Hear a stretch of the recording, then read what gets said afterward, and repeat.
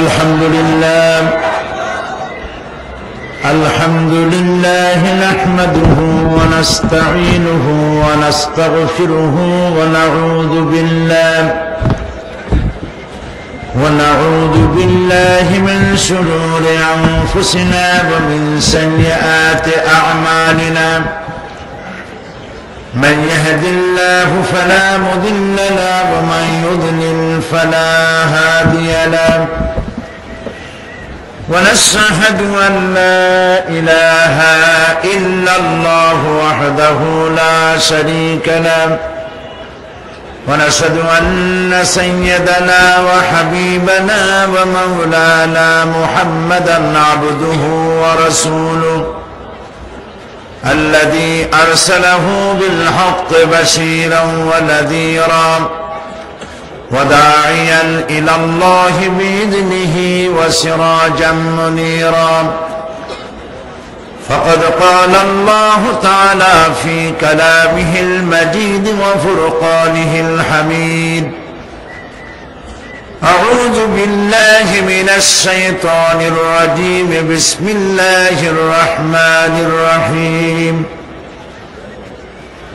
إن جهنم كانت مرصادا للطاغين مآبا لابثين فيها أحقابا لا يذوقون فيها بردا ولا شرابا إلا حميما وغساقا جزاء وفاقا إنهم كانوا لا يرجون حسابا وكذبوا بآياتنا كذابا وكل شيء أحصيناه كتابا فذوقوا فلن نزيدكم إلا عذابا صدق الله العظيم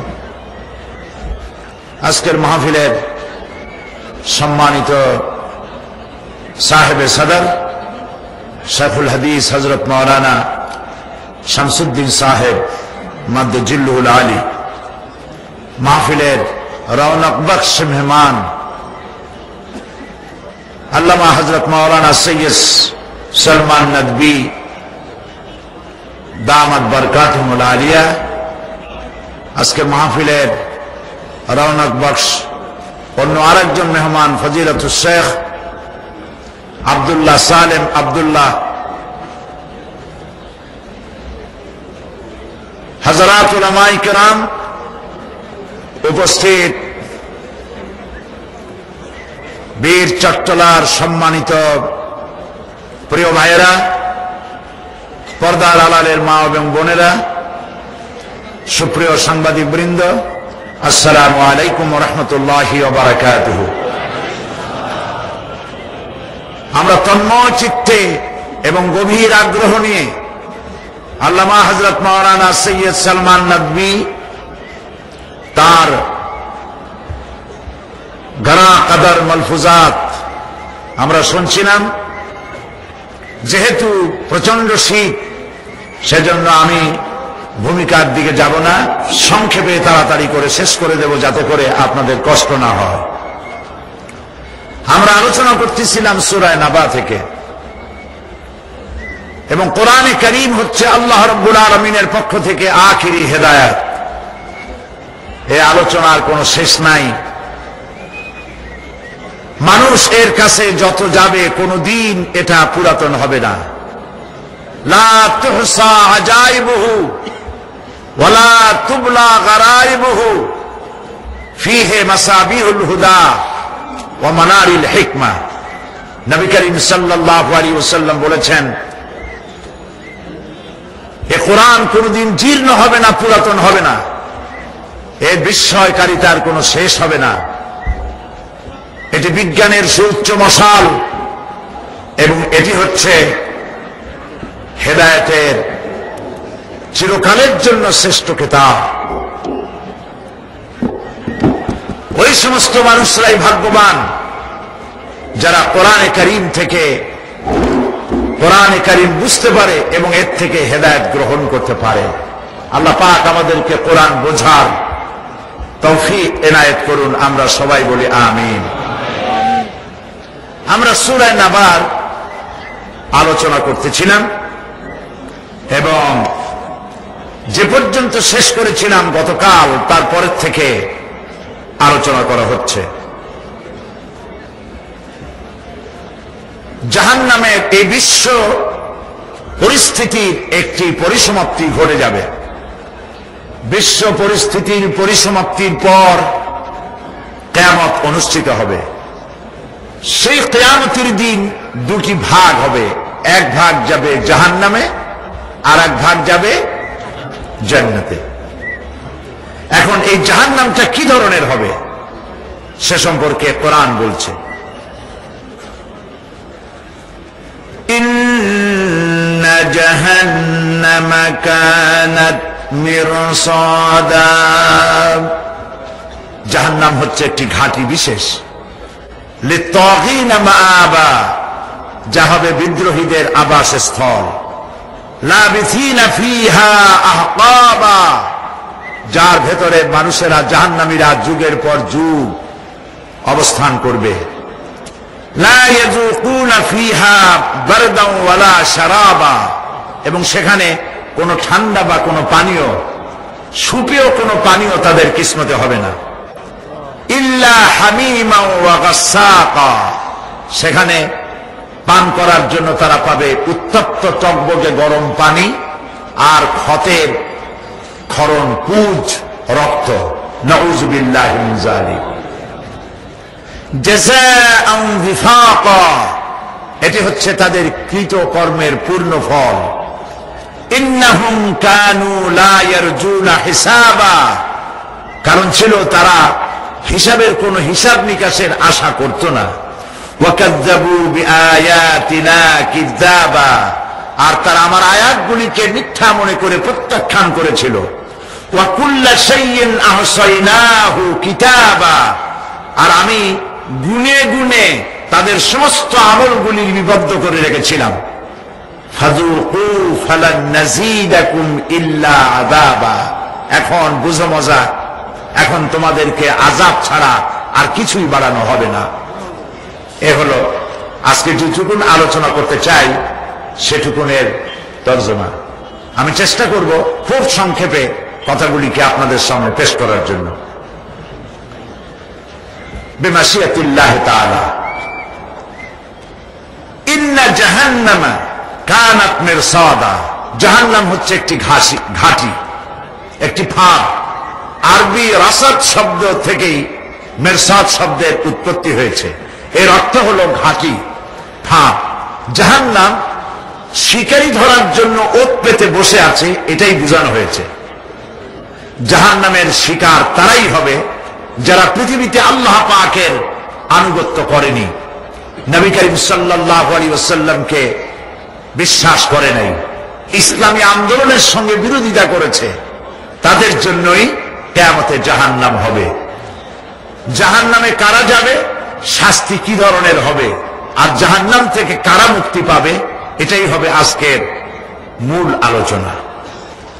আল্লাহ রাব্বুল আলামিন কোরআনে কারীমের মধ্যে বলছেন, ওয়ালাকাদ যারানা লিজাহান্নামা কাসীরাম মিনাল জিন্নি ওয়াল ইনস লাহুম কুলুবুন লা ইয়াফকাহুনা বিহা ওয়া লাহুম আ'য়ুনুন লা ইউবসিরুনা বিহা ولهم آذان لا يسمعون بها أولئك كالأنعام بل هم أضل أولئك هم الغافلون ولقد ذرأنا لجهنم كثيرا من الجن والإنس। মানুষ এবং জিন জাতির ভিতরে একটি বিরাট সংখ্যক, একটি বিশাল সংখ্যক মানুষ আর জিনকে জাহান্নামের জন্য তৈরি করা হয়েছে। এদের পরিণতি হবে জাহান্নাম। কাদের?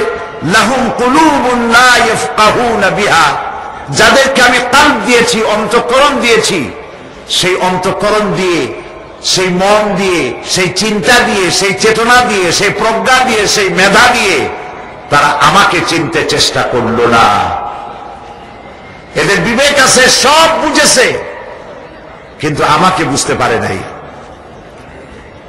এরা চাঁদের সৌন্দর্য বর্ণনা করেছে, এরা সূর্যের সৌন্দর্য বর্ণনা করেছে, এরা ফুলের সৌন্দর্য বর্ণনা করেছে, কিন্তু ফুলের ঘ্রাণ কে দিল তাকে তারা খুঁজে পায় নাই। সূর্য দেখেছে, চন্দ্র দেখেছে, চন্দ্রের সুষমা স্নিগ্ধ আলোতে গোটা পৃথিবী ভরপুর হয়ে গিয়েছে, এ ব্যাপারে তারা কবিতা লিখেছে, কিন্তু এই জ্যোৎস্না কে দিলেন তারে তারা খুঁজে পায় নাই। কাল্প দিয়েছি, বিবেক দিয়েছি, কিন্তু এই বিবেক দিয়ে তারা বিবেচনা করতে চেষ্টা করে নাই, চিন্তা করে আমাকে পায় নাই। প্রিয় ভাই সব, নাস্তিক হয় কারা? কোন বিজ্ঞানী, বড় বড় বিজ্ঞানী, চিকিৎসা বিজ্ঞানী, এরা কিন্তু নাস্তিক হয় না। নাস্তিক হয় সাহিত্যিক আর দার্শনিক, এরাই নাস্তিক হয় বেশি। যারা বড় বড় বিজ্ঞানী আকাশ নিয়ে গবেষণা করে, জমিন নিয়ে গবেষণা করে, মানুষের হিউম্যান বডি এটি নিয়ে চিন্তা করে গবেষণা করে, আল্লাহরে না মানলেও অন্তত চিন্তা করে নিশ্চয়ই এই সিস্টেমের পেছনে কোন না কোন মহাশক্তি কাজ করছে। যার কপাল ভালো সে তো ইসলাম কবুল করে, আর কপাল ভালো না হলে অন্তত দেয়ার ইজ নো গড এই কথা বলে না, মনে করে কোন একটি স্পিরিট, কোন একটি শক্তি এর পেছনে কাজ করছে। কেবলমাত্র শান্তিনিকেতনের মুরিদ যারা, ওইখানকার খলিফা যারা, এরকমের সাহিত্যিক, এরকমের দার্শনিক, ওরাই দুনিয়ার সব বোঝে, আল্লাহরে বোঝে না। এদের চোখ দিয়েছি, এরা দুনিয়ার সব সৌন্দর্য উপভোগ করে, কিন্তু আমাকে চিনতে চেষ্টা করে না। তারা আমার কিতাব দেখে না, আমার সৃষ্টি দেখে, আমাকে অনুভব করতে চেষ্টা করে না। এদের কান দিয়েছি, সব শোনে, কিন্তু আমার হক কথা তাদের কর্ণকুহরের ভিতর থেকে কালবের মধ্যে প্রবেশ করে না। এদের কাল মরে গিয়েছে। এই জন্য কাল হচ্ছে আসল জিনিস। কবি বলছেন, মুঝে ये डर है कि दिले जिंदा तू ना मर जाए, मुझे ये डर है कि दिले जिंदा तू ना मर जाए, कि जिंदगानी इबारत है तेरे जीने से। मुझे ये डर है कि दिले जिंदा तू ना मर जाए, আমার এই ভয় হয় হে আমার জীবিত আত্মা তোর জন্য মৃত্যু না হয়ে যায়। কারণ তোর বেঁচে থাকার অর্থই হলো আমার বেঁচে থাকা, আর তুই মরে যাওয়ার অর্থ হলো আমি মরে যাওয়া। যে যার বিবেক মারা গেছে তার বেঁচে থাকার কোনো লাভ নাই। বিবেক জাগ্রত সচেতন ওই সব মানুষের যারা আল্লাহ পাকের সৃষ্টির নৈপুণ্যতা দেখে মাথা সেজদায় অবনত করে দেয়। আল্লাহ পাক বলছেন, কাল্ব দিলাম, গবেষণা করলো না, চোখ দিলাম, দেখলো না, কান দিলাম, শুনলো না। এদের অবস্থা কি? আল্লাহ রাব্বুল আলামিন বলেন, উলাইকা কাল আনআম, এরা চতুষ্পদ জানোয়ারের মতো, এরা পশু। এরপরে আল্লাহ পাক বলছেন, বালহুম আবাল, পশুর চাইতেও নিকৃষ্ট, পশুর চাইতেও নিকৃষ্ট। এটি একটি মারাত্মক কথা। শুধু জানোয়ার বললেই সার্থ, কিন্তু আল্লাহ পাক বললেন না, পশুর চাইতেও খারাপ। পশুর চাইতে খারাপ কেন? এই বিষয়টি অনেক দিন ধরে গবেষণা করেছি, চিন্তা করেছি। তারপরে আমি ব্যক্তিগতভাবে চিন্তা করেছি যে পশুর চাইতেও খারাপ বলা হলো কেন। তার কারণটা আমার কাছে এভাবে স্পষ্ট হয়েছে যে পশুতে মালিক চেনে, বন্ধু চেনে, মালিকের বন্ধু চেনে, মালিকের শত্রুও চেনে। যেমন অনেকে বাড়িতে কুকুর পোষে, কুকুর পোষে না, অনেকে বাড়িতে কুকুর পোষে। গভীর রাত্রে বাড়িতে গিয়েছে, পায়ের আওয়াজ শুনে কুকুর তার ভাষায় বলেছে স্টপ, হোল্ড। বাড়িওয়ালা বলছে এই থাম। কুকুর বাড়িওয়ালার গলার আওয়াজ বুঝতে পেরেছে, সে মনে করলো আমি তো ভুল করেছি, তো চোর না ডাকাত না আমার মালিক। কুকুর মালিকের কাছে চলে গেল, লেজ নাড়তে লাগলো আর তার ভাষায় বলতে লাগলো, excuse me, I am extremely sorry. সে লেজ নেড়ে নেড়ে নিজের দুঃখ প্রকাশ করলো এবং বাড়ির ভিতরে যাওয়ার জন্য গ্রিন সিগন্যাল দিয়ে দিল। কিন্তু এই লোকটি যদি বাড়িওয়ালা না হয়ে যদি চোর হতো, ডাকাত হতো, আর যদি আওয়াজ দিত, কুত্তায় তারা ছাড়তো না। কাজে কি বোঝা গেল? কুত্তার মতো একটি নিকৃষ্ট প্রাণী, সে মালিক চেনে, মালিকের বন্ধু চেনে, মালিকের শত্রুও চেনে। উলাইকা কালানাম, যাদের কলব আছে, আমারে বুঝতে চেষ্টা করলো না, চোখ আছে আমার সৃষ্টি জগৎ দেখে আমাকে অনুভব করতে পারলো না, কান আছে আমার কথা শুনে হেদায়েত পেল না, এরা শুধু জানোয়ার নয়, জানোয়ার চাইতেও নিকৃষ্ট। কুত্তায় তো মালিক চিনল, এগুলি মালিকও চিনতে পারলো না। প্রিয় ভাই সব, জাহান্নাম বড় কঠিন জায়গা। হাসরবাসীরা জাহান্নামের গর্জন শুনতে পাবে। খুব কঠিন জায়গার দিকে আমরা প্রতি মুহূর্তে অগ্রসর হচ্ছি। আল্লাহ যেন জাহান্নাম থেকে আমাদেরকে রক্ষা করেন, আমরা বলি আমিন। কিয়ামতের ময়দানে জাহান্নামের গর্জন হাসরবাসীরা শুনতে পাবে। আল্লাহ রাব্বুল আলামিন বলেন, ইযা উলকু ফিহা সামিউ লাহা শাহীকান ওয়া হিয়া তাফুর। যখন জাহান্নাম গর্জন করতে থাকবে, জাহান্নামের প্রচন্ড গর্জন, তাকাদু তামাইয়াজু মিনাল গায়ব, মনে হবে যেন জাহান্নাম গোসায় ফেটে পড়তে চাইছে। কুল্লামা উলকিয়া ফিহা ফাওজুন সাআলাহুম খাযানাতুহা আলাম ইয়াতিকুম নাযীর। যখন কোন দলকে জাহান্নামের কাছে নিয়ে যাওয়া হবে, জাহান্নামের দ্বার রক্ষী বলবে, কেন জাহান্নামে আসলি? এই কঠিন জাহান্নামের পরিণতি সম্পর্কে কেউ কি তোমাদেরকে কিছুই শোনায় নাই? কোন সতর্ককারী কি তোমাদের কাছে আসে নাই? জাহান্নামীরা বলবে, ক্বালু বালা ক্বাদ জাআনা নাযীর, হ্যাঁ আমাদের কাছে সতর্ককারী এসেছিল। ফাকাযযাবনা ওয়া কুলনা মা নাযালাল্লাহু মিন শাই। আমরা সতর্ককারী আমাদেরকে জাহান্নামের কথা বলেছেন, জান্নাতের কথা বলেছেন, আমরা এটাকে মিথ্যা মনে করেছি আর মনে করেছি আল্লাহ এসব কিছুই নাজিল করেন নাই। জাহান্নামীরা আফসোস করে বলবে, ওয়াকালু লাউ কুন্না নাসমাউ আও নাআকিলু মা কুন্না ফি আসহাবিস সাঈর। আরে যদি শুনতাম, নাসমাউ মানি মানতাম, যদি মানতাম, আলেমেরা যা বলেছিলেন কোরআন থেকে হাদিস থেকে, নবীরা যা বলেছিলেন, যদি মানতাম আর যদি বুঝতাম, আমল করতাম, আজকে জাহান্নামের কঠিন শাস্তির মুখোমুখি আমাদেরকে হতে হতো না। প্রিয় ভাই সব, জাহান্নাম বড় কঠিন জায়গা হবে।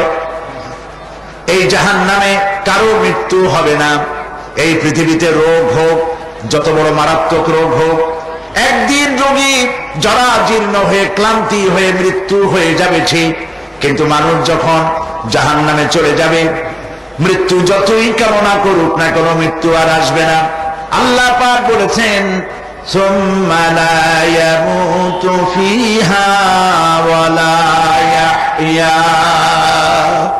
জাহান্নামের কঠিন শাস্তি, মানুষ সেখানে বাঁচবেও না, মরবেও না, এমন এক দুরবস্থার মুখোমুখি হতে হবে পৃথিবীর মানব মণ্ডলীকে, কাফেরদেরকে, যারা জাহান্নামে যাবে।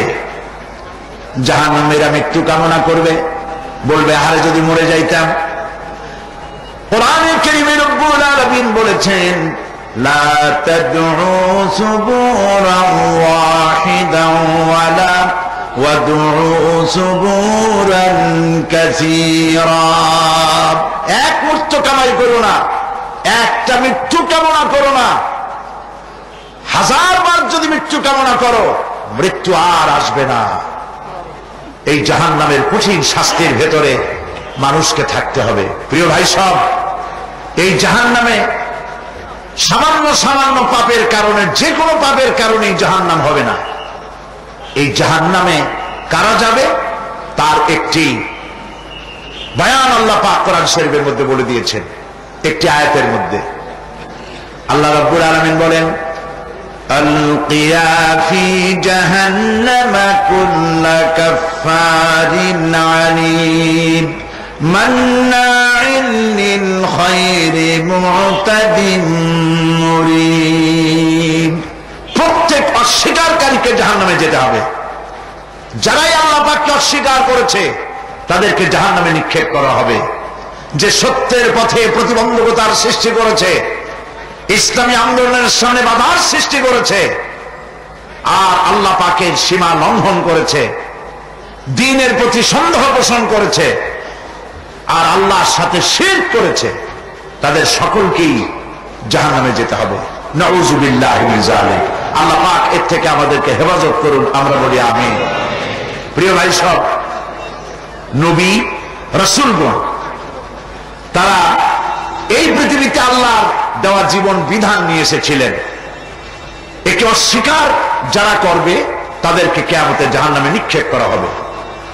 প্রতি মুহূর্তে আল্লাহর রহমতের উপরে বেঁচে থেকে যারা আল্লাহ পাকের কৃতজ্ঞতা স্বীকার করবে না তাদেরকেও জাহান্নামে যেতে হবে। কোরআনে কারিমে আল্লাহ পাক বলেছেন, লা ইন শাকারতুম লা আযীদান্নাকুম ওয়া লা ইন কাফারতুম ইন্না আযাবি লাশাদীদ। আমার নিয়ামতের কৃতজ্ঞতা যারা স্বীকার করবে, আমার নিয়ামতের শুকর যারা আদায় করবে, আমি তাদের নিয়ামতকে বাড়ায় দেব। আর যারা অস্বীকার করবে, শুকর আদায় করবে না, তাদের জন্য শাস্তি দেওয়া হবে। এই জন্য আল্লাহ পাকের নিয়ামতের শুকরিয়া আদায় করতে হবে। 2 নম্বরে আল্লাহ পাকের হুকুম আহকাম মেনে জীবন পরিচালনা করতে হবে। নবীরা আল্লাহ পাকের পক্ষ থেকে যে দ্বীন নিয়ে এসেছেন ওই দ্বীনের আনুগত্য করতে হবে, বিরোধিতা করা যাবে না। যারা ইসলামী আন্দোলনের বিরোধিতা করবে, আল্লাহর দ্বীন প্রতিষ্ঠার পথে যারাই বিরোধিতা করবে, জায়গা হবে কোথায়? জাহান্নাম। এই ক্ষেত্রে আমার দেশের একটি বিরাট অংশে একটি জনসংখ্যা তারা ইসলামের ভিতরে যে রাজনীতি আছে এটা বিশ্বাস করতে চায় না। ইসলাম একটি পূর্ণাঙ্গ জীবন বিধান, যারা এটা মানতে চায় না, আপনারা জানেন তারা হচ্ছে ধর্মনিরপেক্ষ মতবাদের লোক, সেকুলারিজমের লোক। আর এনসাইক্লোপিডিয়া ব্রিটানিকা এবং অক্সফোর্ড ডিকশনারি, পৃথিবীর নাম করা ডিকশনারিগুলি, নাম করা বিশ্বকোষগুলি সেকুলারিজমের অর্থ করেছে ধর্মহীনতা, ধর্ম বিরোধিতা, ধর্ম বিদ্বেষ। 7ম সংসদে তদানীন্তন প্রধানমন্ত্রীর সামনেই আমি এই বিষয়টির উপরে আলোচনা করেছিলাম যে ধর্মনিরপেক্ষ মতবাদ একটি কুহুরি মতবাদ। এই মতবাদের সাথে মুসলমানদের কোনো সম্পর্ক হতে পারে না। আজকে যারাই এই মাহফিলে এসেছেন, আমি বিনীতভাবে অনুরোধ করতে চাই, বিষয়টি উপলব্ধি করতে চেষ্টা করুন। আল্লাহ পাক পৃথিবীতে যা যা দিয়েছেন, শয়তান তার উল্টা আরেকটা করেছে। আল্লাহ রাব্বুল আলামিন তিনি পৃথিবীবাসীকে দিয়েছেন খেলাফত, শয়তান করেছে মুলুকিয়ত। আল্লাহ পাক দিয়েছেন যাকাত ভিত্তিক অর্থ ব্যবস্থা, শয়তান করেছে সুদ ভিত্তিক অর্থ ব্যবস্থা। আল্লাহ দিয়েছেন কমপ্লিট কোড অফ লাইফ ইসলাম, শয়তান করেছে ধর্মনিরপেক্ষ মতবাদ। ধর্মনিরপেক্ষ মতবাদের স্রষ্টা কে? শয়তান। জোরে বলেন কে? শয়তান। সে ধর্মনিরপেক্ষ মতবাদের সৃষ্টি করেছে। প্রিয় ভাই সব, একটু লক্ষ্য করুন, ধর্মনিরপেক্ষ মতবাদ আমি মুসলমান হয়ে কেন গ্রহণ করব? আমি ধর্মের ব্যাপারে নিরপেক্ষ থাকবো কেন? এ ব্যাপারে প্রশ্ন জাগা উচিত। যারা ধর্মনিরপেক্ষ মতবাদের লোক তারা বলেন ধর্মনিরপেক্ষতার মানে ধর্মহীনতা নয়, ধর্ম বিরোধিতা নয়। তাদের এই কথাটা জনগণকে বোকা বানাবার জন্য তারা ধোঁকা দেয়। ওনারা আমাদেরকে দেখাক এনসাইক্লোপিডিয়া ব্রিটানিকা সেকুলারিজমের অর্থ কি লিখেছে, অক্সফোর্ড ডিকশনারি সেকুলারিজমের অর্থ কি লিখেছে, আমাদেরকে দেখা। এর অর্থই হলো ধর্মবিদ্বেষ এবং ধর্মহীনতা। ধর্মের ব্যাপারে, ইসলামের ব্যাপারে নিরপেক্ষতার অর্থ হচ্ছে এই, নামাজ রোজা হজ যাকাত করব আমার ইচ্ছে মতো, আল্লাহর হুকুম মতো, কিন্তু আমার অর্থনীতি, আমার সমাজনীতি, আমার রাজনীতি, আমার পররাষ্ট্রনীতি, আমার স্বরাষ্ট্রনীতি, এর ভেতরে আল্লাহ এবং রাসূলের কোন প্রবেশের অধিকার নাই। এটার নামই হচ্ছে ধর্মনিরপেক্ষ মতবাদ। বলেন ঠিক কিনা? এটার নামই ধর্মনিরপেক্ষ মতবাদ। আমি প্রশ্ন রাখি, যে আল্লাহর দরকার নাই পার্লামেন্টে, যে আল্লাহর প্রয়োজন নাই ক্যান্টনমেন্টে, যে আল্লাহর প্রয়োজন নাই ইউনিভার্সিটিতে, যে আল্লাহর প্রয়োজন নাই ক্ষেত খামারে অফিস আদালতে, অবশেষে এই আল্লাহর কোন দরকার কি আছে? তারা আল্লাহর কোন দরকার রাখতে চায় না, এই জন্য তারা নিরপেক্ষ থাকতে চায়। প্রিয় ভাই সব, ধর্মনিরপেক্ষতার অর্থ যে ধর্মহীনতা, তার প্রমাণ তারা নিজেরাই 1972 সনে দিয়েছে। কারা দিয়েছে আমি নাম নিতে চাই না, আপনারা বুঝে নেন। আমরা সকলের হেদায়েত কামনা করি। ওই ভাইরাও এ মাহফিলে আছেন। আপনার আল্লাহর কসম, আপনাদের সাথে আমাদের কোনো শত্রুতা নাই, আল্লাহর কসম শত্রুতা নাই। কলিজার সবটুকু দরদ উজাড় করে আমরা চাই আপনারা ফিরে আসুন, আপনারা ফিরে আসুন। দেখুন না 72-এ আপনারা কি করেছিলেন। বাংলাদেশের কনস্টিটিউশন, সংবিধান, দেশের বৃহত্তর জনগোষ্ঠী মুসলমান, যে দেশের প্রথা হচ্ছে মুসলমানেরা যে কাজ শুরু করবে বিসমিল্লাহির রহমানির রহিম পড়বে বা লিখবে, ঠিক কিনা বলেন? 1972 সনে যে সংবিধান আপনারা রচনা করেছিলেন, সেখানে কি আল্লাহর নাম ছিল? ছিল না। এটাই হলো ধর্মনিরপেক্ষতা। এটাই হলো ধর্মনিরপেক্ষতা। মানে আপনি ধর্মের পক্ষে না, আপনি বিপক্ষে। আমার দেশের সমস্ত বিশ্ববিদ্যালয়ের মনোগ্রামে লেখা ছিল ইকরা বিসমি রাব্বিকাল্লাযী খালাক রাব্বি জিদনি ইলমা।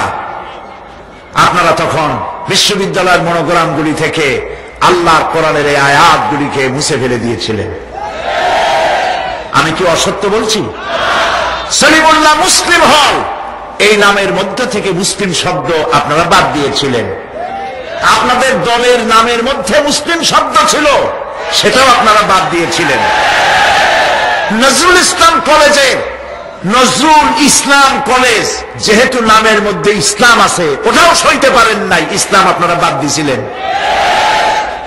এই কথাগুলি আমি যা বললাম, একটি অক্ষর যদি মিথ্যে হয়, কিয়ামতে আল্লাহর কাছে আসামির কাঠগড়ায় আমাকে দাঁড়াতে হবে। আমি সম্পূর্ণ দায়িত্ব নিয়ে কথা বলছি। ওই দলের ভাইদের কাছে বিনীতভাবে আরজ করি, ধর্মনিরপেক্ষ মতবাদের কাছে যাবেন না, এটা গ্রহণ করা মুসলমানের জন্য হারাম। এরপরে 75 পর্যন্ত আপনারা ছিলেন। এরপরে আল্লাহ পাক এক ব্যক্তিকে আনলেন, তিনি সংবিধানের ভেতর থেকে ধর্মনিরপেক্ষ মতবাদকে উৎখাত করে দিয়ে সেখানে লিপিবদ্ধ করে দিলেন আল্লাহর উপরে অবিচল আস্থা এবং ঈমান হবে, বিশ্বাস হবে রাষ্ট্রের সমস্ত কাজের উৎস। সেই ব্যক্তি শহীদ প্রেসিডেন্ট জিয়াউর রহমান। আল্লাহ তাকে বেহেশত নসিব করেন, বলেন আমিন।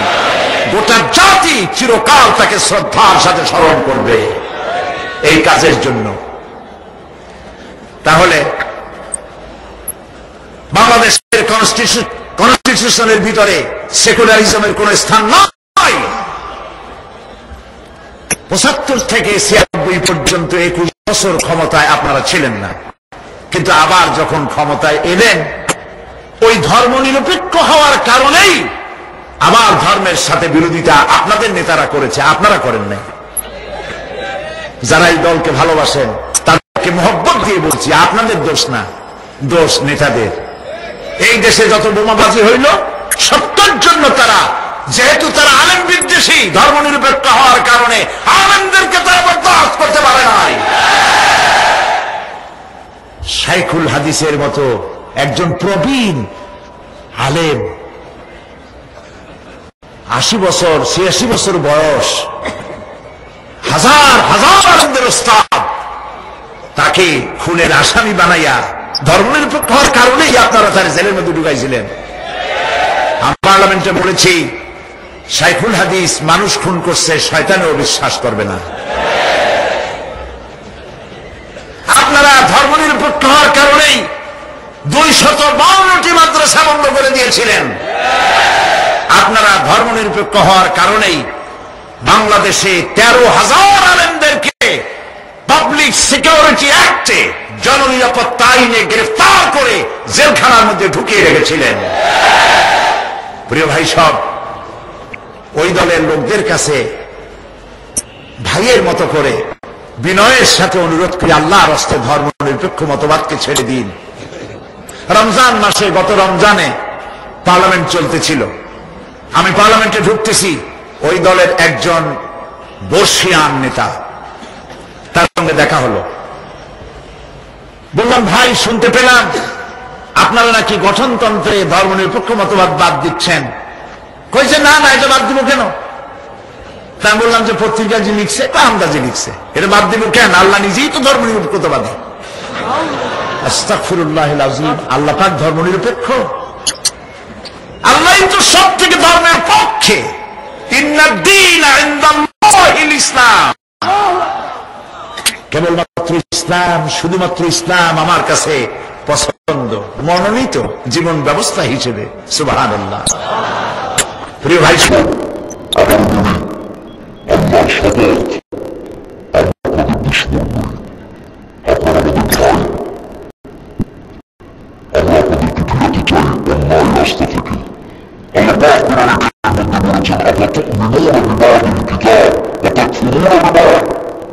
তোমরা কি কোরআনের কিছু কথাকে বিশ্বাস স্বীকার করবে, কিছু কথাকে মানবে, আর কিছুকে করবে অস্বীকার?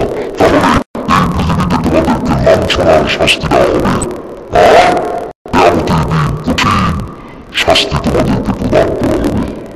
সুতরাং আমি পরিষ্কার করে বলতে চাই, ধর্মনিরপেক্ষ মতবাদ হচ্ছে মুসলমানদের বুদ্ধে, ইসলামের বুদ্ধে পরিচালিত একটি কুফরি ষড়যন্ত্র। এই ষড়যন্ত্র থেকে মুসলিম উম্মাহকে তওবা করে ফিরে আসতে হবে। আর প্রত্যেকটা মুসলমান আলিম, মুফাসসির,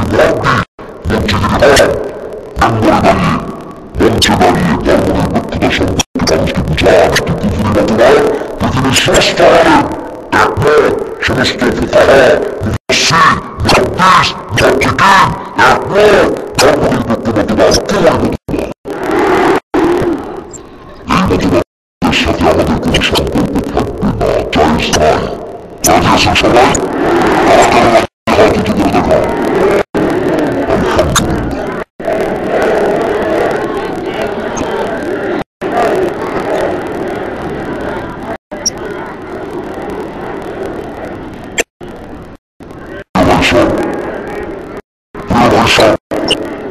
আমরা মানুষকে কোরআনের কথা শোনাই, এই কথার ভিতরে কোন রকমের বাক্যায় নাই, এই কথার ভিতরে কোনো বৈপরীত্য নাই। যা বললাম, কোরআন পড়ে যা বুঝেছি সেটাই বলেছি। আল্লাহ পাক আমাদেরকে আমরা বলি আমিন। আর ধর্মনিরপেক্ষ এই শব্দের অর্থ যদি হয় পরধর্ম সহিষ্ণুতা, তাহলে প্রথম দিন আমি আলোচনা করেছিলাম, বা দ্বিতীয় দিন মনে নাই আমার, পরধর্ম সহিষ্ণুতা যদি হয় এর অর্থ, তাহলে মুসলমানদের চাইতে পরধর্ম সহিষ্ণুতা আল্লাহর আকাশের নিচে জমিন হতে পারে না। কিনা বলে মুসলমানেরা যেখানে আসে, পরধর্ম লোকেরা সেখানে সব থেকে আমার এই বাংলাদেশে কোনো সম্প্রদায়ের কালেও হয় নাই, আলহামদুলিল্লাহ। মুসলমান আমরা কি আল্লাহর নবী বলেছেন,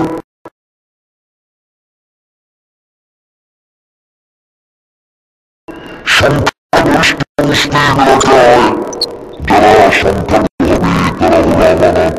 যদি তাদের উপরে জুলুম হয়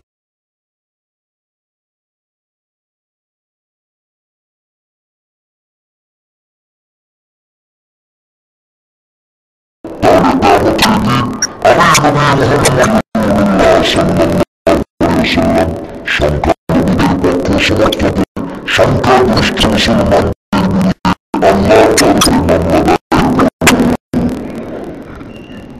মুসলমানদের সব থেকে বড় শ্রেষ্ঠ দল। সুতরাং আপনি মুসলমান ধর্ম নিরপেক্ষবাদী ইসলাম মানুন। ইসলাম সব আছে, ইসলামের সাথে মিউজিক লাগানোর কোনো দরকার নাই। ইহুদিকে আপনারা কেন দেবেন? এবার নতুন করে লাগাইছে ধর্মনিরপেক্ষবাদ, সাথে আবার অসাম্প্রদায়িক ক্যান্সার মুড়ির মুখে নেতা পড়াইয়া করলাম।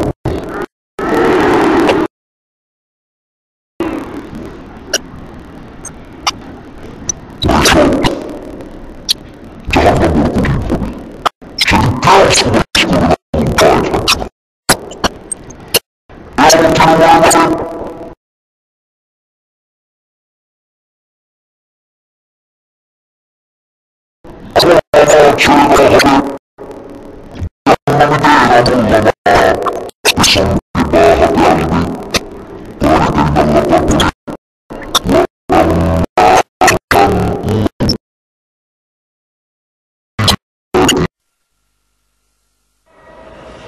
সেই সময় ওয়াদার প্রাপ্ত জাহান্নামীরা বলবে وقال الذين كفروا ربنا أرنا الذين أضلانا من الجن والإنس।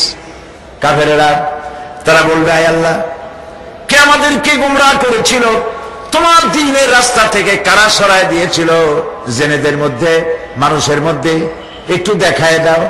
আরেনাল লাদাইনে আদাল্লানা, গোমরাহ করেছিল কারা, একটু দেখায় দাও। নাজআলহুমা তাহতা আকদামিনা লিয়াকুনা মিনাল আসফালিন। আমরা তাদেরকে আজকে পদদলিত করব, পায়ের নিচে রাখবো। সেদিন কর্মীরা নেতাদের সম্পর্কে এই কথা বলবে। প্রিয় ভাই সব, সেই কিয়ামতের ময়দানে কেউ কারো কোনো উপকার করতে পারবে না, নেতাও পারবে না কর্মীর উপকার করতে, আর কর্মীরাও তো পারবেই না। এই জাহান্নামের ভিতরে নেতা কর্মীদের কথোপকথনের মধ্যে শয়তানের সঙ্গে দেখা হয়ে যাবে। কার সাথে দেখা হবে? শয়তানের সাথে। এই যে কথাগুলি আমি বলছি, এগুলি গল্প, আমার বানানো কথা? চিল্লায় বলুন, কার কথা? প্রিয় ভাই সব, কান লাগায় শোনেন, ফায়দা হবে। আল্লাহ যেন আমাদের ফায়দা দেন, বলি আমিন। ভাইয়েরা আমার, এখন তো শয়তান দেখা যায় না, দেখা যায়? এখন দেখা যায় না, দেখলেও বোঝা যায় না কি কায়দায় কোন শয়তান আসছে, বুঝবার উপায় নাই। জাহান্নামের মধ্যে শয়তানের সাথে দেখা হয়ে যাবে।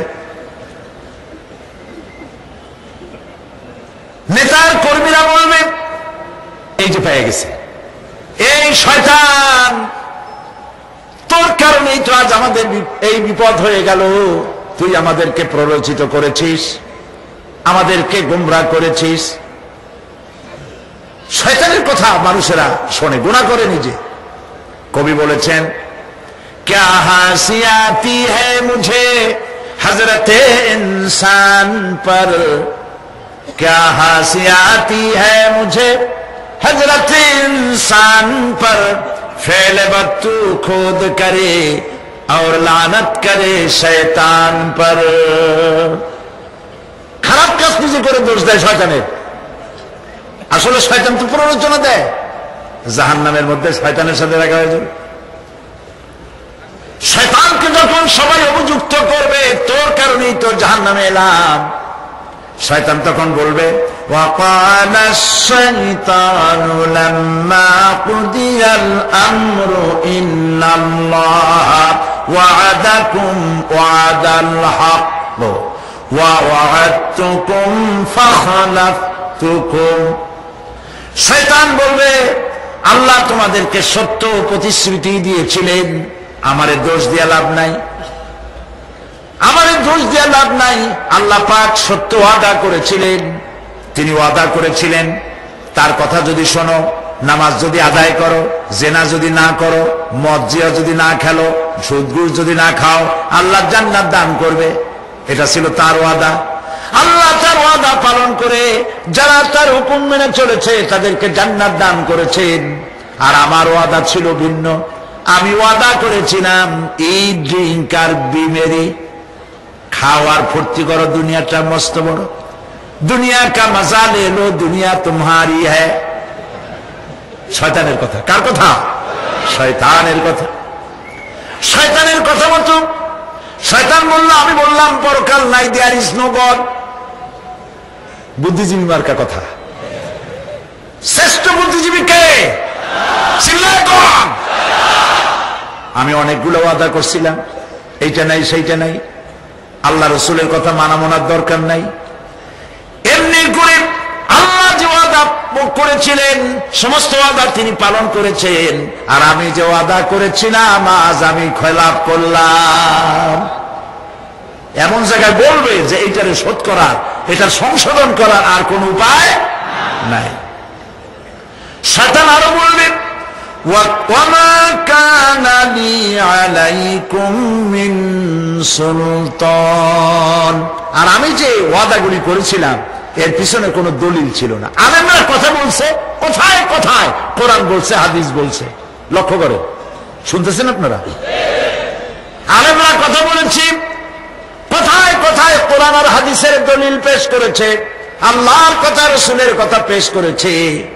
ওয়ামা কানা লি আলাইকুম মিন সুলতান।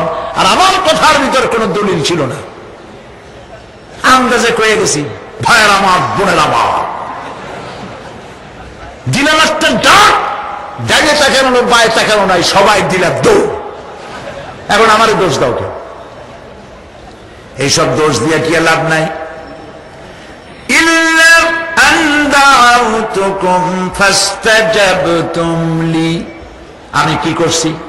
আমি একটা বক্তৃতা দিলাম, জ্বালাময়ী একটা ভাষণ দিলাম, আমি একটা আহ্বান জানালাম, কোন চিন্তা ভাবনা না করে আমার পিছনে তোমরা দৌড় দিয়েছ। কে বলবে?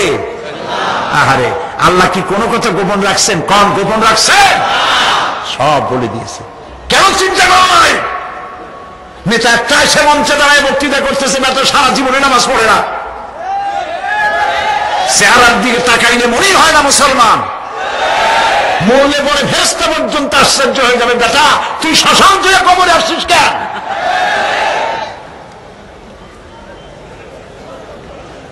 এগুলোর পিছনে দৌড়েছে তোমার ভাই, আমার ভাই, উল্লুক ভাই, ভাল্লুক ভাই। আজিব আজিব, কার পিছনে দৌড়াও? তুমি কি চিন্তা করে দেখবে না কোন বেটার পিছনে দৌড়ায়? আর বউ পর্দায় থাকে না, মদ খায়, জেনা করে, যখনই মন্ত্রী হয়েছে তখনই গভর্নমেন্টের টাকা বেড়েছে, বাড়ি একটা ছেলে 10টা বানাইছে। এইগুলার পিছনে দৌড়াও। শয়তান বলবে, আমি শুধু একটা দাওয়াত দিয়েছিলাম, আমার দাওয়াত, আমি একটা আহ্বান করেছিলাম, কোনো বিবেচনা না করে, আমার চরিত্র, আমার আখলাক না দেখে আমার পেছনে পেছনে দৌড়াইছো। মা আনা বিমুসরিখিকুম ওয়া মা আনতুম বিমুসরিখি। আজ আমি তোমাদের কোনো সাহায্য করতে পারবো না, আমি তোমাদের চাইতেও বড় বিপদে আছি, তোমরা আমার সাহায্য করতে পারবে না। নাউযু বিল্লাহি মিন যালিক। আহারে, কি ভাই উপায় থাকবে? এরপরে জাহান্নামের নেতাদের সাথে অনুসারীদের আর একবার দেখা হবে। আল্লাহ রাব্বুল আলামিন বলেন, এবার অনুসারীরা নেতাদেরকে ডেকে বলবে, শয়তানের কাছে পাত্তা পাবে না। শয়তান বলবে, যা বেটা, আমার কথা শুনছিলি কেন? আমি নিজেই বিপদে আছি। জাহান্নামীরা এরপরে দেখা হবে তাদের তাদের নিজেদের নেতাদের সঙ্গে দেখা হয়ে যাবে, এই তো বড় বাবাজিরে পাইছি। وقال الضعفاء للذين استكبروا إنا كنا لكم تبعا فهل أنتم مغنون عنا من عذاب الله من شيء। অনুসারীরা সেদিন নেতৃবৃন্দকে বলবে, আমরা তোমাদের অনুগামী ছিলাম, ও নেতারা যা কইছো তাই শুনছি, যা বলেছো তাই শুনেছি, যারে মারতে বলছো তারে মারছি, সারা রাত তোমাদের কথা মতো ইসলামের বিরোধিতা করছি, করছে না? যা বলেছো তাই করেছি। এখন তোমরা কি পারো? আমরা তো অনুসারী ছিলাম। ফাহাল আনতুম মুগনুনা আন্না মিন আযাবিল্লাহি মিন শাই। আজকে দুনিয়াতে এত বাহাদুরি করছো, আজ এই জাহান্নামের ভিতরে একটু আযাব কি কমায় দিতে পারো নাকি? নেতারা বলবে, ক্বালু লাউ হাদানাল্লাহু লাহাদাইনাকুম সাওয়াউন আলাইনা আজাযিনা আম সাবারনা মা লানা মিন মাহিস। নেতারা বলবে, আল্লাহ যদি আমাদেরকে হেদায়েত করতেন, হেদায়েত দিতেন, আমরাও তোমাদেরকে হেদায়েত দিতাম। আজ ধৈর্য ধরো আর না ধরো, তোমাদের অবস্থা আর আমার অবস্থা সমান সমান। জাহান্নাম ছাড়া আজ আর কোনো গতি নাই, কিচ্ছু করার উপায় নাই, সব সর্বনাশ হয়ে যাবে। খাসিরাত দুনিয়া ওয়াল আখিরা যালিকা হুয়াল খুসরানুল মুবিন। এটাই হলো, দিনও গেল, দুনিয়াও গেল, আমও গেল, সালাম, সব শেষ।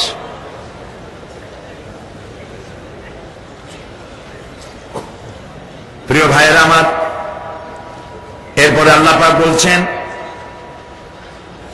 জাহান্নামীরা তাদেরকে কোনো ভালো খাবার দেওয়া হবে না। লা ইয়াযুকুনা ফিহা বারদাও ওয়ালা শারাবা। কোনো ঠান্ডা পানি তারা সেখানে পাবে না। কি পাবে? টকবগে উত্তপ্ত গরম পানি। আর ঘা হইলে, শরীরে ঘা হলে তার থেকে কি বের হয়? পুজ, ক্ষতের ক্ষরণ পুজ আর টকবগে গরম পানি, এগুলি দেওয়া হবে। নাউযু বিল্লাহি মিন যালিক।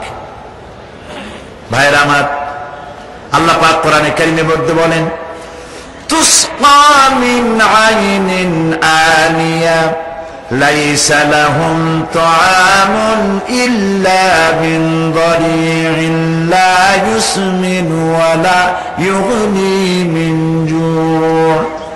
টকবগে ফুটন্ত পানি তাদেরকে পান করানো হবে, কাঁটা যুক্ত ঘাস খেতে দেওয়া হবে।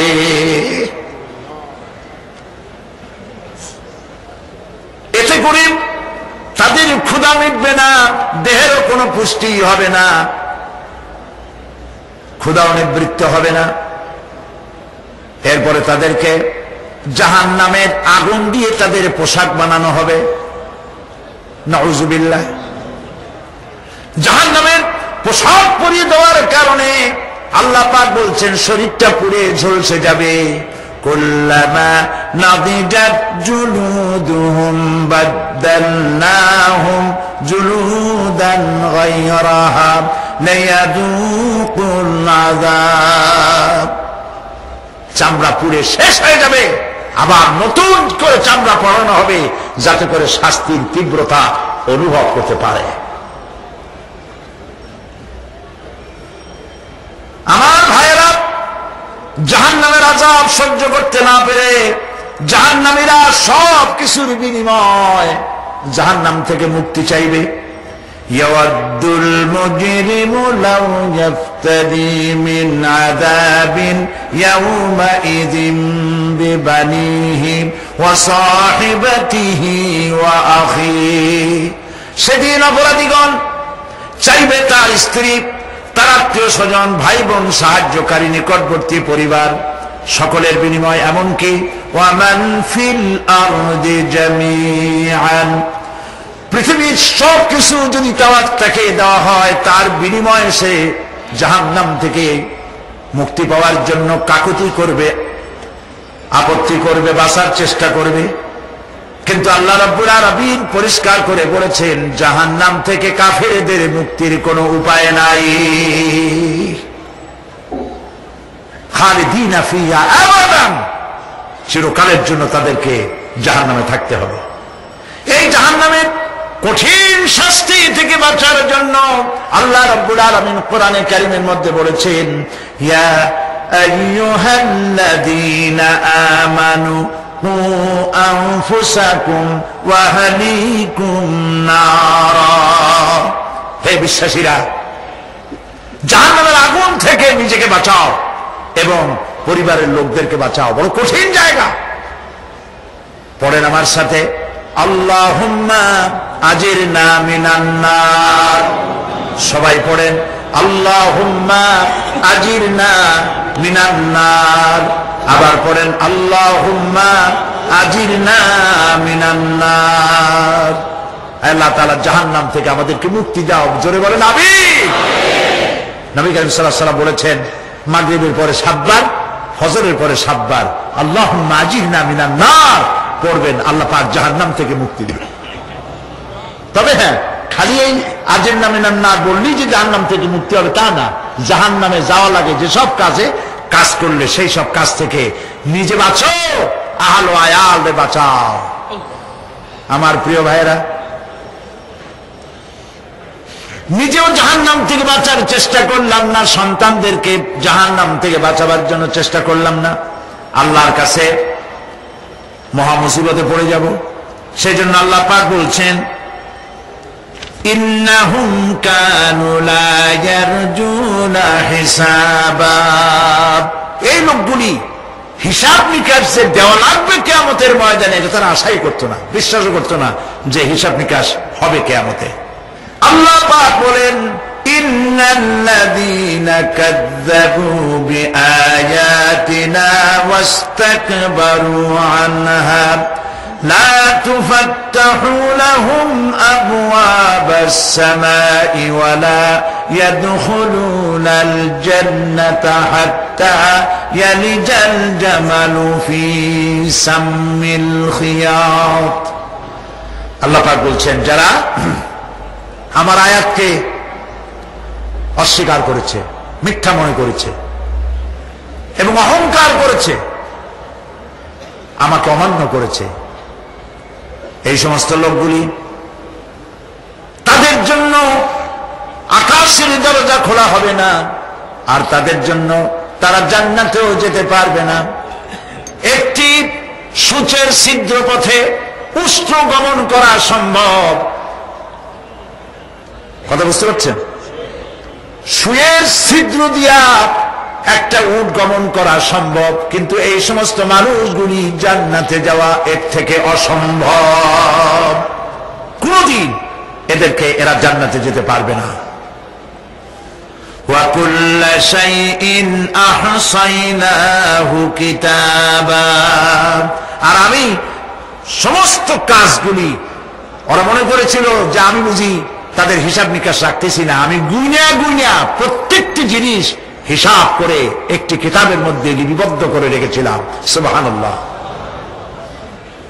প্রিয় ভাইয়েরা, আল্লাহ পাক আমাদের সঙ্গে ফেরেশতা দিয়েছেন। আল্লাহ পাক কোরআনে কারিমে বলেন, লাহু মুআক্কিবাতুম মিন বাইনি ইয়াদাইহি ওয়া মিন খালফিহি ইয়াহফাযুনাহু মিন আমরিল্লাহ। ইয়াহফাযুনা মিন আমরিল্লাহ, তোমার ডানে, তোমার বামে, তোমার সামনে, তোমার পশ্চাতে আমার ফেরেশতারা তোমাদেরকে ঘিরে আছে। ওয়া ইন্না আলাইকুম লাহাফিযিন কিরামান কাতিবিনা ইয়ালামুনা মা তাফআলুন। সম্মানিত লেখক তোমাদের সাথে লাগিয়ে দেওয়া হয়েছে, তোমরা যা করো সব তারা জানে, সমস্ত কথাগুলি রেকর্ড হয়ে যাচ্ছে। আল্লাহ রাব্বুল আলামিনকে ফাঁকি দেওয়ার কোনো উপায় নাই। আমি আজ এই বিশাল জনসমুদ্রকে প্রশ্ন করি, আপনারা বলেন তো দেখি, এই চট্টগ্রামে এমন একটা জায়গা পাওয়া যাবে নাকি যেখানে আত্মগোপন করে গোপনে গোপনে পাপ করা যাবে, আল্লাহ টের পাবে না? আর যারা জবাব দিলেন না তারা তাদের কাছে আছে, বাংলাদেশে আছে, সারা দুনিয়া আছে। এবার শোনেন আল্লাহ কি বলছেন। আল্লাহ রাব্বুল আলামিন বলেন, وَيَعْلَمُ مَا فِي الْبَرِّ وَالْبَحْرِ وَمَا تَسْقُطُ مِنْ وَرَقَةٍ إِلَّا يَعْلَمُهَا। আল্লাহ পাক বলছেন, পানির ভিতরে কি হয়, স্থল ভাগে কি হয়, সব আমি জানি। এমনকি এই পৃথিবীর কোন একটি পাতা যদি, কোন গাছের পাতা যদি বৃন্তচ্যুত হয়ে ডাল থেকে খসে যদি মাটিতে পড়ে যায়, তাহলে কোন গাছের কোন পাতাটি পড়েছে তোমার আল্লাহর কাছে তার খবর হয়ে যায়। আটলান্টিক মহাসাগরে অতল তলদেশে, যেখানে কারো নজর যায় না, মাইক্রোস্কোপ যন্ত্র ছাড়া দেখা যায় না, এমন একটা ছোট্ট পোকা যদি সেখানে বসে ক্ষুধার যন্ত্রণায় অথবা পেটের ব্যথায় যদি চিৎকার মারে, কেউ দেখে না, কেউ শোনে না, আল্লাহ পাক বলেন আমি দেখতে পাই, শুনতে পাই। হযরত ইউনূস আলাইহিস সালাম মাছে তারে গিলে ফেলে দিল, মাছটাকে পেটে করে নদীর অতল তলদেশে চলে গেল। একটু ভেবে দেখুন আমার ভাইয়েরা, ইউনূস আলাইহিস সালামের মতো এত বড় বিপদে মানুষ পড়ছে নাকি কোনদিন? পেট দিয়ে বাইরে আবার পথ আছে, অন্ধকার পানির মধ্যে মাছের পেটের ভিতরে বসে ইউনূস আলাইহিস সালাম যখন দেখলেন বাঁচার কোনো পথ নাই, তিনি চিৎকার মেরে পড়লেন, লা ইলাহা ইল্লা আনতা সুবহানাকা ইন্নী কুনতু মিনাজ জালিমিন। আল্লাহ, তুমি ছাড়া কোন ইলাহ নাই, আমি আমার নফসের পর জুলম করেছি। ওইখানে তো ভয়ের সরে মরে যাওয়ার কথা, কিন্তু আল্লাহর পয়গম্বর তিনি বিশ্বাস করেন, তিনি ঈমান রাখেন, তিনি আকীদা পোষণ করেন, আল্লাহ আমারে দেখতেছেন, শুনতেছেন। সুবহানাল্লাহ। হযরত ইউনূস আলাইহিস সালাম মাছের পেটের ভিতরে বসে যে চিৎকার মারলেন, কেউ শুনতে পায় নাই, পানির ভিতরে কেউ শোনে নাই, স্থলভাগে কেউ শোনে নাই, অন্তরিক্ষে মহাকাশে কেউ শুনতে পায় নাই। আপনার আমার আল্লাহ বলেন, ইউনূসের ডাক আমি শুনছি, শুধু শুনি নাই, তার আত্মনাদে তার কাকতি বিরতির জবাব আমি দিয়ে দিয়েছি। ফাস্তাজাবনা লাহু ওয়া নাজ্জাইনাহু মিনাল গাম। পড়েন সবাই, ফাস্তাজাবনা লাহু ওয়া নাজ্জাইনাহু মিনাল গাম্মি ওয়া কাযালিকা নুনজিল মুমিনিন। ইউনূস আলাইহিস সালামের চোখের পানি আল্লাহ রাব্বুল আলামিনের দরবারে মঞ্জুর হয়ে গেল। মাছের পেটে ব্যথা শুরু হয়ে গেল, মাছ পেটের যন্ত্রণায় অস্থির হয়ে ভেসে উঠল। মাছের অবস্থা হলো এই, বমি করলে যেন বাসি, দরিয়ার কিনারে চলে গেল। ইউনূস আলাইহিস সালামকে বমি করে ভালাইয়ে দিল। ইউনূস আলাইহিস সালাম বেঁচে গেলেন। এখানেই ঘটনা আল্লাহ শেষ করেন নাই।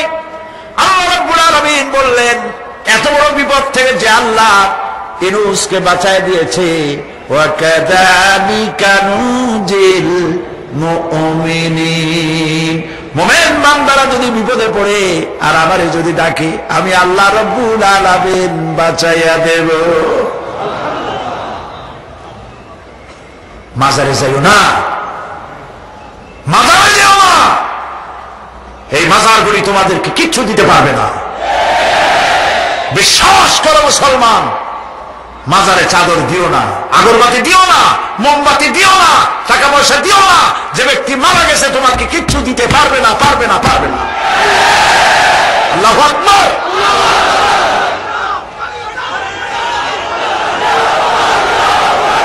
প্রিয় ভাই সব, আল্লাহর ওলিদের মাজার সংরক্ষিত থাকবে, আল্লাহর ওলিদের মাজার সংরক্ষিত থাকবে।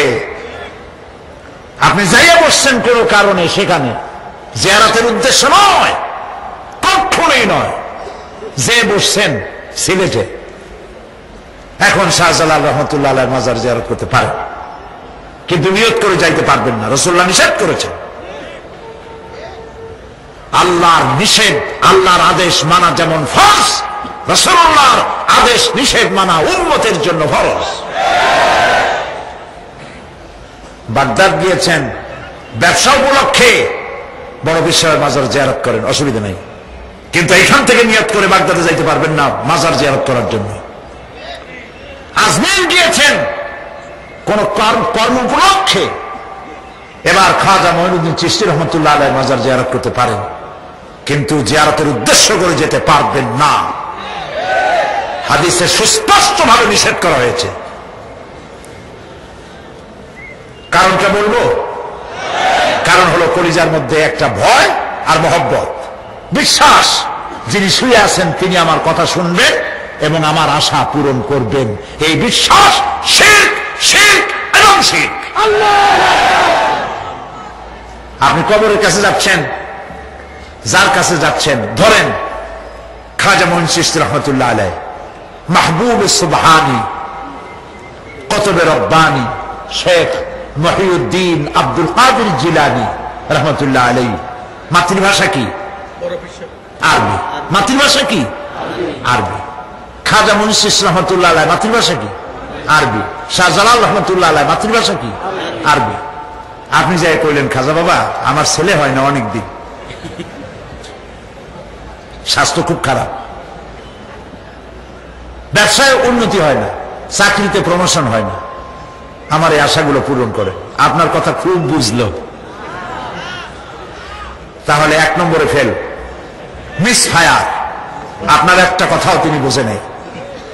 2 নম্বরে যার কাছে আরজি পেশ করলেন তিনি কবরে আছে না কোথায় আছে এটা কি আপনি জানেন? 2 নম্বর ফায়ার ফেল। 3 নম্বরে যদি থাকেও চেতনা আছে না ঘুমে আছে তাও কিন্তু আপনি জানেন না। যদি ঘুমের সময় করে থাকেন কোনো লাভ নাই, কোনো লাভ নাই। প্রিয় ভাই সব, এই জন্য চাইতে হবে এমন সত্তার কাছে যিনি সব ভাষা বোঝেন, যার কাছে কোনো ভাষা দুর্বোধ্য নয়, সব ভাষা যিনি সৃষ্টি করেছেন তার নাম বলেন, আর যিনি কখনো ঘুমান না তার নাম বলেন লা তাআখুযুহু সিনাতুন ওয়ালা নাওম, যার কোনো ঘুমও নাই তন্দ্রাও নাই। সুবহানাল্লাহ বলেন না? তাহলে চাইবেন কার কাছে? আল্লাহর কাছে চাইতে হবে। আমার প্রিয় ভাইরা, আল্লাহ রাব্বুল আলামিন তার কাছে চাইলে তিনি সব দিবেন। চাইবেন কার কাছে? আজ থেকে নিয়ত করুন, কোন মাজারে জীবনে কিছু চাইব না, এটা কলিজার মধ্যে গাইথা নেন। কোন মাজারে, কোন মরা পীর, কোন জেতা পীর, কারো কাছে কিছু চাইব না, চাবো শুধু এক আঙ্গুল আকাশের দিকে উঁচু করে জোরে বলেন কার কাছে?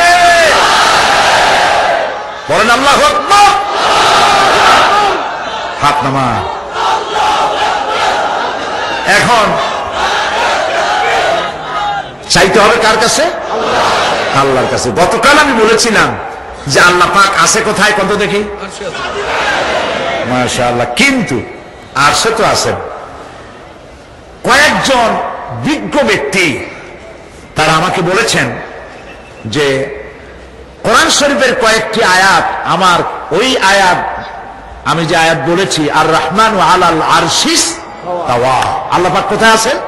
আরশে আছেন। কয়েকজন বিজ্ঞ ব্যক্তি তারা বলেছেন যে কোরআন শরীফের কয়েকটি আয়াত এই আয়াতের সাথে যেন দ্বন্দ্ব সৃষ্টি হয়, বিষয়টা বুঝিয়ে বলার জন্য আমাকে তারা বলেছেন।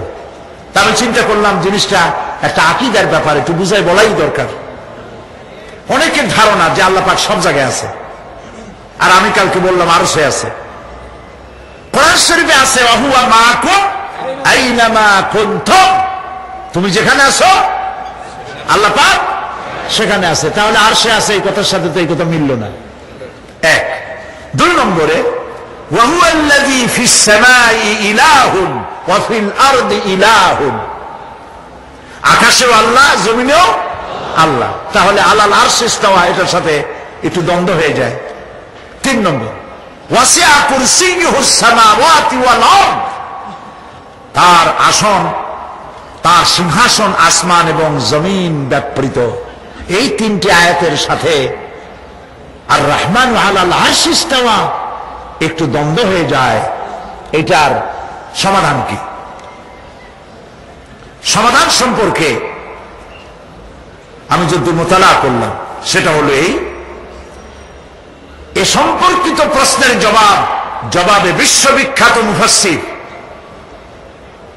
জামে আল আজহার শরীফ এর ওস্তাদ মুতাওয়াল্লি আশ-শারাবি তিনি লিখেছেন ইন্নাল্লাহা ফিল আরশি যাতান ওয়া ফি কুল্লি মাকানিন কুদরাতান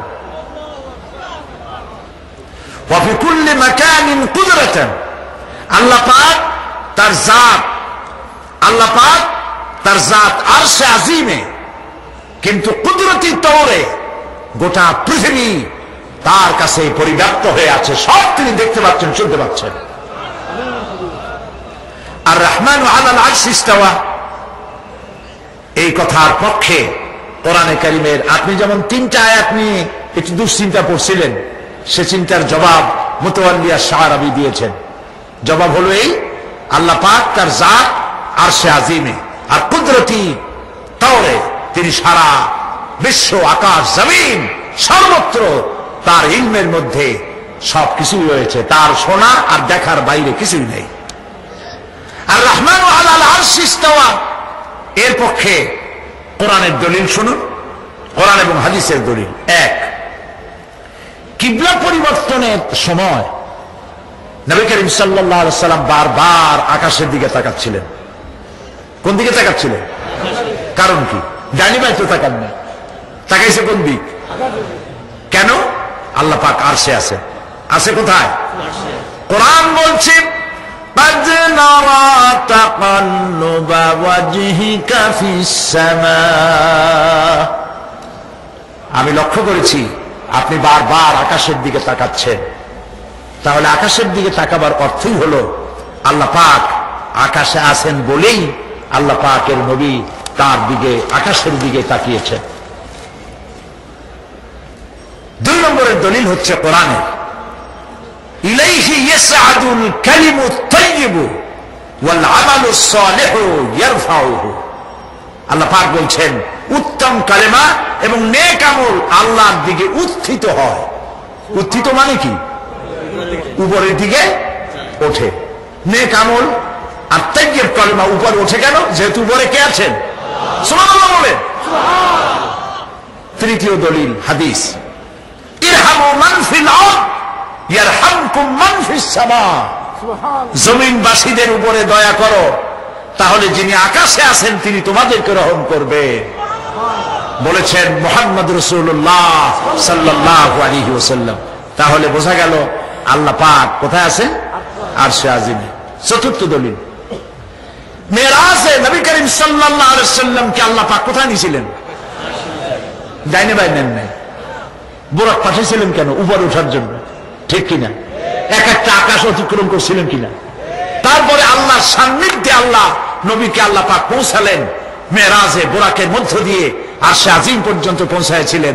তাহলে আল্লাহর সান্নিধ্য পর্যন্ত পৌঁছতে গেলে তাকে মেরাজের ওই রাতে আরশে আজিমে পৌঁছাতে হয়েছে আল্লাহর সান্নিধ্যে, কারণ আল্লাহ পাক কোথায় আছেন? আরশে আজিমে আছেন। প্রিয় ভাই সব, পঞ্চম দলিল হাদিস প্রত্যেক রাত্রি প্রত্যেক রাত্রির শেষ অংশে আল্লাহ রাব্বুল আলামিন দুনিয়ার আকাশে আসেন, অর্থাৎ প্রথম আকাশে আসেন, আর সেখান থেকে তিনি ডেকে ডেকে বলতে থাকেন, কে আসো গুনাহ করে করে জীবনকে বরবাদ করেছ, আমাকে বলো মাফ করে দেব। কে আসো অসুস্থ হয়েছ, আমাকে বলো আমি রোগ ভালো বানাইয়া দেব। কোথা থেকে বলেন? নিচের আকাশ থেকে বলেন, আর শাজিম থেকে সেখানে আল্লাহ পাক আসেন।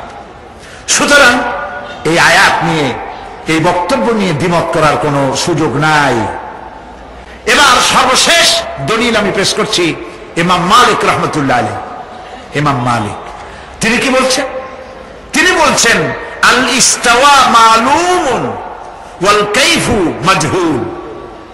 আল্লাহ পাক আরশে আজিমে আছেন, এটা সকলের জানা, এটা স্পষ্ট, কিন্তু কিভাবে আছেন এটা কারো জানা নাই। আল্লাহর কুরসি কেমন? আল্লাহর কুরসি যেমন হওয়া উচিত কেমন? আল্লাহ কোথায় আছেন, কিভাবে আছেন, যেভাবে থাকলে হয় সেইভাবেই আছে। সুবহানাল্লাহ। ওয়াল ঈমানু বিহি ওয়াজিবুন, এই আকীদার উপরে ঈমান আনা ওয়াজিব। ওয়াস সুআলু আনহু বিদআহ, আর এই ব্যাপারে কোনো প্রশ্ন করা বিদআত।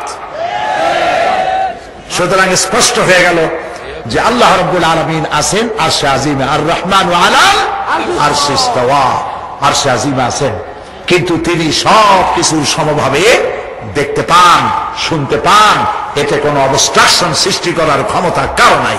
সুবহানাল্লাহ, সুবহানাল্লাহ। প্রিয় ভাই, সব কথা আরো ছিল কিন্তু বলবো না, রাত বেশি হয়ে গেছে, আপনাদের কষ্ট হবে। কালকে বলবো ইনশাআল্লাহ, কালকে বলবো ইনশাআল্লাহ। এখন দাঁড়ানো ভাইরা একটু বসেন, যারা দাঁড়ায় আছেন বসেন। এত বড় মাহফিলে আগামীকাল আসতে পারবো, আগামীকাল আসতে পারবো নিশ্চয়তা আছে? দেন আপনার গ্যারান্টি আমার দেন, আমি আসতে পারবো তার নিশ্চয়তা আছে? কাজেই মোনাজাতের কথা শুনিয়া এই একটা কথা কতবার বলবো? আল্লাহ আপনাদের প্রতি রহম করেন, জোরে বলেন আমিন।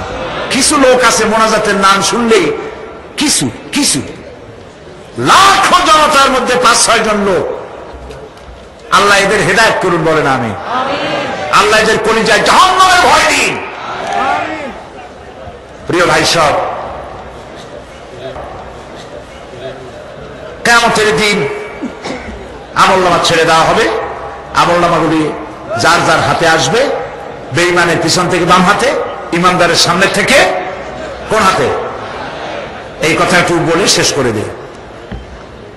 আমলনামা যখন হাতে পাবে তখন সে বলবে, আমলনামা পড়ে বেঈমান ব্যক্তি বলবে, মা লিহাদাল কিতাব লা ইউগাদিরু সাগীরাতান ওয়ালা কাবীরাতান ইল্লা আহসাহা। এটা কি আশ্চর্য কিতাব! একটা ছোট্ট পাপও বাদ পড়ে নাই, বড় পাপও বাদ পড়ে নাই। আমার তো বাঁচার পথ নাই। সে তখন অস্বীকার করবে, এই পাপগুলি আমি করি নাই। কোরআনে কারীমে আল্লাহ রাব্বুল আলামিন বলেছেন, আল-ইয়াওমা নাখতিমু আলা আফওয়াহিহিম ওয়া তুকাল্লিমুনা আইদিহিম ওয়া তাশহাদু আরজুলুহুম বিমা কানু ইয়াকসিবুন। জবান বন্ধ, হাতে কথা বলবে, পায়ে সাক্ষী দেবে। হাত সব কথা বলে দেবে, পায়ে সাক্ষী দেবে। আর যখন কোনো উপায় থাকবে না, তখন বান্দা বলবে, রব্বানা আখরিজনা না'মাল সালিহান গায়রাল্লাযী কুন্না না'মাল। হায় আল্লাহ তাআলা, আর কোনো খারাপ কাজ করব না, আমারে আরেকবার দুনিয়ায় পাঠাও। এইবার যদি যাইতে পারি ভালো ভালো কাজ করে আসব। আল্লাহ কি আর পাঠাবেন? পাঠাবেন না। আল্লাহ পাক বলবেন, আওয়ালাম নুআম্মিরকুম, হায়াত দিছিলাম না, বহুত সময় পাইছো, আমার কাজ করো নাই, আজকে আর পৃথিবীতে ফিরে যাওয়া যাবে না। বিচার হয়ে যাবে। বিচার হওয়ার পর একদল যাবে জাহান্নামে, আরেকদল যাবে কোথায়? জান্নাতে। আজকে জাহান্নামের কথা বললাম, আগামীকাল বলবো জান্নাতের কথা বলেন ইনশাআল্লাহ। আল্লাহর কায়দাটা দেখেন, কোরআন শরীফে যেখানেই দেখবেন জব্বার কাহ্হার, তার সামনেই দেখবেন রহমান রহিম। আল্লাহু আকবার। মানুষ যেন ঘাবড়ায় না যায়, বান্দা যেন ঘাবড়ায় না যায়, সেই জন্য যেখানে জব্বার কাহ্হার, রহমান রহিম, ওদুদ গফফার, সুবহানাল্লাহ। আবার যেখানেই জাহান্নাম বর্ণনা আল্লাহ করেছেন, সাথে সাথে আবার জান্নাতের বয়ান করেছেন, সুবহানাল্লাহ। আগামীকাল জান্নাতের আলোচনা করব, কিভাবে আমরা জান্নাতে যাইতে পারি, জাহান্নাম থেকে বাঁচবো কেমনে, সে কথা আজকে বললাম। নামাজ পড়বো ঠিক মতো, বলেন নামাজ পড়বো ঠিক মতো, শয়তানি করবো না, বদমাশি করবো না, ধর্ম নিরপেক্ষবাদের আন্দোলন করবো না, ওয়াদা করছেন না আপনারা, এটা করবো